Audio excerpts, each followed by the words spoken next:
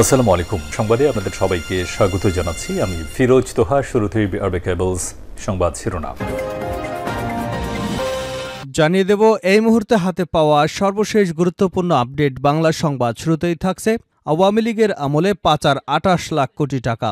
বিগত আওয়ামী লীগ সরকারের আমলে ২০০৯ থেকে ২০২৩ সালের মধ্যে ২৩,৪০০ কোটি ডলার বিদেশে পাচার হয়েছে।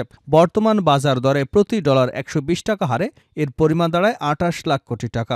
এই হিসেবে প্রতি বছর গড়ে ১,৮০,০০০ কোটি টাকা পাচার হয়েছে। এবারে জানাবো পুলিশে ফের বড় রদবদল, ৪১ কর্মকর্তার বদলি। বাংলাদেশ পুলিশে বড় রদবদল করা হয়েছে। একযোগে ৪১ জন কর্মকর্তাকে বদলি করা হয়েছে। এর মধ্যে ৩২ জন অতিরিক্ত পুলিশ সুপার, ৯ জন সহকারী পুলিশ সুপার। রোববার পুলিশ সদর দপ্তরের এক প্রজ্ঞাপনে তাদের বদলির আদেশ হয়েছে। পুলিশের মহাপরিদর্শক বাহারুল আলম স্বাক্ষরিত প্রজ্ঞাপনে বলা হয়েছে এ আদেশ অবিলম্বে কার্যকর হবে। জানাবো ২১শে আগস্ট গ্রেনেড হামলা মামলা শেখ হাসিনার সাজানো নাটক। ২০০৪ সালের ২১শে আগস্ট গ্রেনেড হামলা এবং পরবর্তীতে মামলার বিষয়টি শেখ হাসিনার সাজানো নাটক বলে অভিহিত করেছে চিকিৎসকদের সংগঠন ডক্টরস অ্যাসোসিয়েশন অব বাংলাদেশ। এ মামলায় বিএনপির ভারপ্রাপ্ত চেয়ারম্যান তারেক রহমান সহ সব আসামি খালাস পাওয়ায় স্বস্তি এবং আদালতের প্রতি সন্তুষ্টি প্রকাশ করেছে সংগঠনটি। এবারে থাকছে বর্তমান সরকার দেশের ইতিহাসে সর্বোচ্চ জনসমর্থন পাওয়া সরকার। গণ অধিকার পরিষদের সভাপতি ও ডাকসুর সাবেক ভিপি নুরুল হক নূর বলেন, আগে রাষ্ট্র সংস্কার এবং জন আকাঙ্ক্ষা পূরণ করতে হবে, পরে নির্বাচনের কথা ভাবতে হবে। বর্তমান সরকার বাংলাদেশের ইতিহাসে সর্বোচ্চ জনসমর্থন পাওয়া সরকার। সারা দেশে বিএনপির আনন্দ মিছিল। টেকনাফ থেকে তেঁতুলিয়া, রূপসা থেকে পাথুরিয়া, তার মানে ৫৭,০০০ বর্গমাইল জুড়ে চলছে উল্লাস। উল্লাসের দিল খোলা এক অন্যরকম অনুভূতির খেলা। পতিত স্বৈরাচারের রাজনৈতিক বিদ্বেষ, আইন আদালতের চুলচেরা বিশ্লেষণ, সঠিক তথ্যপাত্রের অভাবে বিএনপির ভারপ্রাপ্ত চেয়ারম্যান তারেক রহমান সহ ২১শে আগস্টের গ্রেনেড হামলা মামলায় সকল আসামি খালাস পাওয়ায় তৈরি হয়েছে এমন আনন্দ উচ্ছ্বাসের ভেলা। এবং সর্বশেষ জানাবো আন্তর্জাতিক সংবাদ। গাজায় নিষিদ্ধ অস্ত্র ব্যবহার করছে ইসরায়েল, আরও ৩৪ ফিলিস্তিনি নিহত।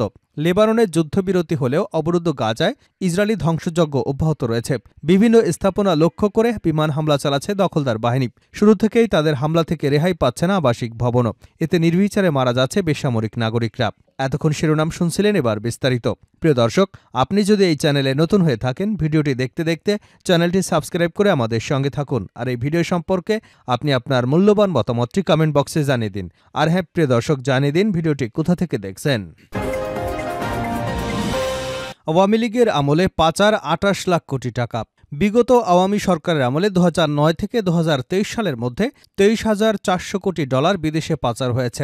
বর্তমান বাজার দরে প্রতি ডলার ১২০ টাকা ধরে এর পরিমাণ দাঁড়ায় ২৮ লাখ কোটি টাকা। এই হিসেবে প্রতিবছর ১,৮০,০০০ কোটি টাকা বিদেশে পাচার হয়েছে।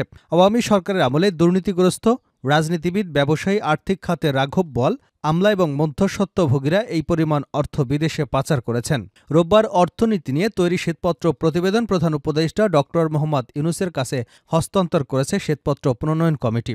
এই প্রতিবেদনে বিগত আওয়ামী লীগ সরকারের আমলে টাকা পাচারের আনুমানিক এই চিত্র তুলে ধরা হয়। গ্লোবাল ফিন্যান্সিয়াল ইন্টিগ্রিটি রিপোর্ট এবং এর কিছু নির্দিষ্ট পূর্বানুমানের ভিত্তিতে টাকা পাচারের হিসাব করেছে শ্বেতপত্র প্রণয়ন কমিটি। শ্বেতপত্রের প্রতিবেদনে বলা হয়েছে, গত কয়েক বছরে অর্থ পাচার বাংলাদেশে উদ্বেগজনক হারে বৃদ্ধি পেয়েছে।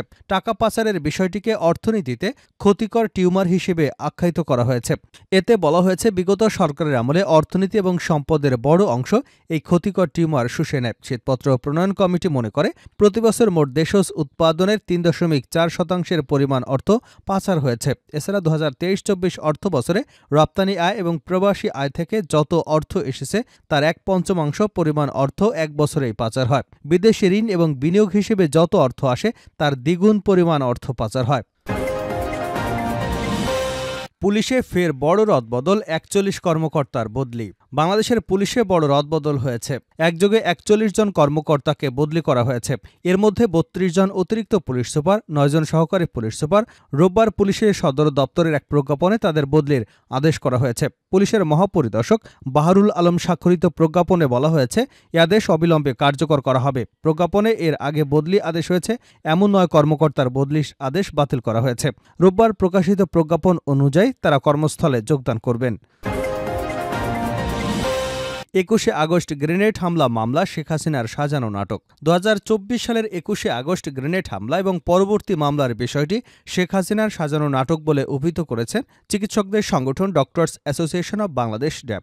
এ মামলায় বিএনপির ভারপ্রাপ্ত চেয়ারম্যান সহ সব আসামি খালাস পাওয়ায় স্বস্তি এবং আদালতের প্রতি সন্তুষ্টি প্রকাশ করেছে সংগঠনটি।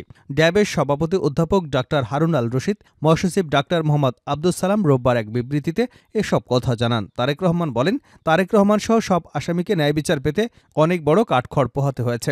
বহু বছর ধরে ফ্যাসিস্ট সরকারের আজ্ঞাবহ আদালত তারেক রহমানের সঠিক বিচার পাননি, তবে তাদের দমানো যায়নি। তিনি ন্যায় বিচারের আশায় আদালতের প্রতি আস্থাশীল থেকে আইনি লড়াই চালিয়ে গেছেন।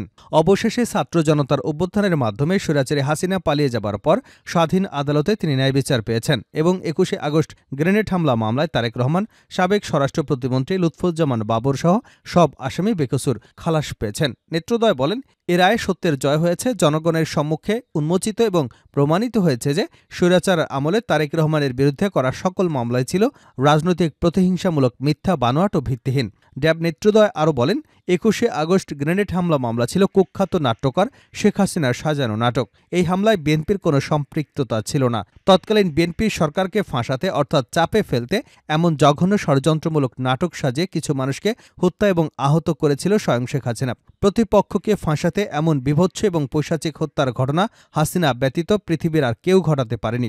তারপর ক্ষমতা এসে প্রহসনমূলক নাটকের দ্বিতীয় পর্ব শুরু করে হাসিনা। এ পর্যায়ে আদালতকে চাপ দিয়ে ফরমায়েশি রায় তারেক রহমান সহ অন্যদের সাজা প্রদান করেন। হাসিনার আজ্ঞাবহ আদালত কর্তৃক ফরমায়েশি রায় তাৎক্ষণিক এবং এদেশে আপমর জনতা কর্তৃক প্রত্যাখ্যাত হয়েছিল। ফ্যাসিস্টদের পতনের পর বিজয়ের মাসে প্রথম দিনে সত্য এবং ন্যায়ের বিজয়ের মাধ্যমে আরেকটি খুশির সংবাদ পেয়েছে দেশবাসী। বর্তমান সরকার দেশের ইতিহাসে সর্বোচ্চ জনসমর্থন পাওয়া সরকার। ভিপি নূর গণঅধিকার পরিষদের সভাপতি ও ডাকসুর সাবেক ভিপি নুরুল হক নূর বলেছেন, আগে রাষ্ট্রের সংস্কার এবং জন আকাঙ্ক্ষা পূরণ করতে হবে, পরে নির্বাচনের কথা ভাবতে হবে। বর্তমান সরকার আমাদের ইতিহাসে সর্বোচ্চ জনসমর্থন পাওয়া সরকার। বিকেলে পটুয়াখালী শহরের টিনপট্টির জেলা কার্যালয়ে গণঅধিকার পরিষদ জেলা শাখা আয়োজিত জুলাই বিপ্লব ও নতুন বাংলাদেশ বিনির্মাণে জন আকাঙ্ক্ষার রাজনীতি শীর্ষক আলোচনা সভায় তিনি এসব কথা বলেন। নূর বলেন, ডান বাম বিএনপি জামাত সহ সব রাজনৈতিক দল এবং সরকারকে সমর্থন দিয়েছে। অনেক জায়গায় সেনাবাহিনী, আইনশৃঙ্খলা রক্ষাকারী বাহিনী চাঁদাবাজ মাফিয়াদের দমন করছে। তাদের ইনকাম বন্ধ হয়ে যাচ্ছে। এ কারণে নিজেদের অবস্থান ধরে রাখতে তারা দ্রুত নির্বাচন চায়, যাতে তাড়াতাড়ি করে ক্ষমতায় আসা যায়, আবার ফ্যাসিবাদ কায়েম করতে পারে। অন্তর্বর্তী সরকারের উদ্দেশ্যে তিনি বলেন, কোনো বিশেষ রাজনৈতিক দলের প্রতি গুরুত্ব না দিয়ে দ্রব্যমূল্য নিয়ন্ত্রণ, আইনশৃঙ্খলা পরিস্থিতির উন্নয়নে নজর দিতে হবে। জনগণের ক্ষোভ বাড়ছে, প্রশাসনের অনেকেই আবার মাথাচাড়া দিয়ে উঠেছে, সেদিকে লক্ষ্য রাখার জন্য সরকারের প্রতি আহ্বান জানান তিনি। নূর আরও বলেন, হিন্দুদের ব্যবহার করে কিছু দুষ্কৃতিকারী বিদেশি এজেন্ট দেশের সাম্প্রদায়িক সহিংসতা ঘটানোর চেষ্টা করছে। সরকার কঠিন হাতে তাদের প্রচেষ্টা প্রতিহত করেছে। জনসাধারণকে বুঝতে হবে, দিল্লিকে খুশি রাখতে তাদের গোলামি করে যারা এতদিন ক্ষমতায় ছিল তাদের পতনে দিল্লি খুশি নয়। এ কারণে তারা বাংলাদেশকে অস্থিতিশীলতার সৃষ্টি করে নতুন সমর্থিত নতুন সরকার বাস্তবায়নের জন্য ষড়যন্ত্র করছে। তাই সাম্প্রদায়িক সম্প্রীতি বজায় রাখতে আমাদের ঐক্যবদ্ধভাবে কাজ করতে হবে। যদি কেউ চাঁদাবাজি এবং দখলের মাধ্যমে নিজেদের স্বার্থ হাসিল করতে চায়, তবে দেশে আবারও ফ্যাসিবাদের সৃষ্টি হবে। জুলাই আগস্টের গণ আন্দোলনে অর্জিত সফলতা বিফলে যাবে। শেষ করছে আন্তর্জাতিক সংবাদ দিয়ে। গাজায় নিষিদ্ধ অস্ত্র ব্যবহার করছে ইসরায়েল, আরও 34 ফিলিস্তিনি নিহত। লেবাননের যুদ্ধবিরতি হলেও অবরুদ্ধ গাজায় ইসরায়েলি ধ্বংসযজ্ঞ অব্যাহত রয়েছে। বিভিন্ন স্থাপনা লক্ষ্য করে বিমান হামলা চালাচ্ছে দখলদার বাহিনী। শুরু থেকেই তাদের হামলা থেকে রেহাই পাচ্ছে না আবাসিক ভবনও। এতে নির্বিচারে মারা যাচ্ছে বেসামরিক নাগরিকরা। রোববার গাজায় ইসরায়েলি হামলায় অন্তত 34 জন নিহত হয়েছেন। সর্বশেষ হামলাটি করা হয় উত্তর গাজার বেইত লাহিয়া এলাকায়। এতে নিহত হন অন্তত 10 জন ফিলিস্তিনি। গাজার এক শীর্ষ মেডিকেল কর্মকর্তা অভিযোগ করে বলেন, আন্তর্জাতিকভাবে নিষিদ্ধ এমন অস্ত্র গাজায় ব্যবহার করছে ইসরায়েলি বাহিনী। এমন অস্ত্রে মরদেহ নিশ্চিহ্ন হয়ে যায়। ফিলিস্তিন বিষয়ক শরণার্থী সংস্থা জানিয়েছে, ত্রাণকর্মীদের উপর অব্যাহত হামলার ফলে কারেম আবু সালেম ক্রসিং দিয়ে কার্যক্রম বন্ধ করা হয়েছে।